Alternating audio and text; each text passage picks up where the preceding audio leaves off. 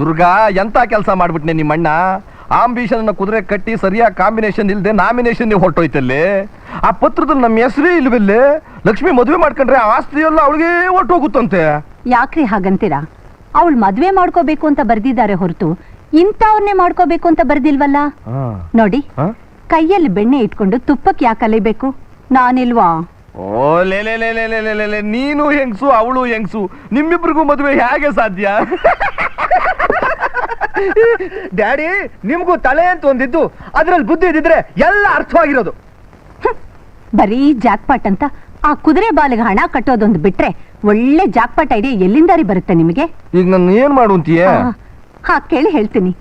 ಇವನ್ನ ಲಕ್ಷ್ಮಿ ಕೊಟ್ಟು ಮದ್ವೆ ಮಾಡಿದ್ರೆ ನಮ್ಮ ಅಣ್ಣನ ಆಸ್ತಿ ಎಲ್ಲ ನಮಗೆ ಬರ್ತದಲ್ಲ. ಮಮ್ಮಿ ಮಮ್ಮಿ, ಏನ್ ತಲೆ ಮಮ್ಮಿ ನಿಂದು?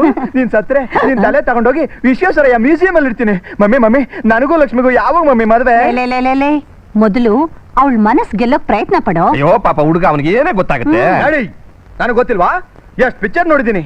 ಪೊಲೀಸ್ ನೆಂಟಿ ತರ ಲವ್ ಸ್ಟಾರ್ಟ್ ಮಾಡ್ತೀನಿ. ರಾಣಿ ಮಹಾರಾಣಿ ಅಂತೇಳಿ ಬ್ಲೋ ಹೊಡೆದು ಅವಳನ್ನ ಉಬ್ಬಿಸ್ತೀನಿ.